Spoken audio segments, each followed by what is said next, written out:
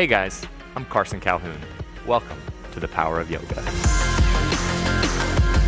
I created this plan to help students explore the Ashtanga yoga practice and some rocket-inspired sequences. The benefits of this sequencing is that first you'll learn the basics. We'll learn how to go from A to B to C and go through all the steps of your vinyasa yoga practice with discipline. Once we've instilled that discipline, we'll play. We'll learn to explore, take the poses up, take them down, modify or amplify as necessary. This plan consists of 5 classes. They're about 45 minutes long.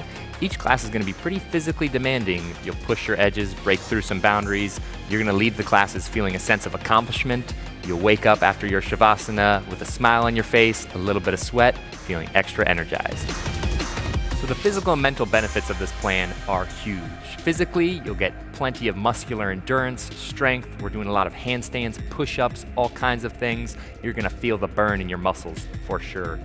Mentally, you get a lot of benefits as well because of all the attention that we put on the breath, and that extra sense of clarity between breath and body connection is going to leave you feeling good.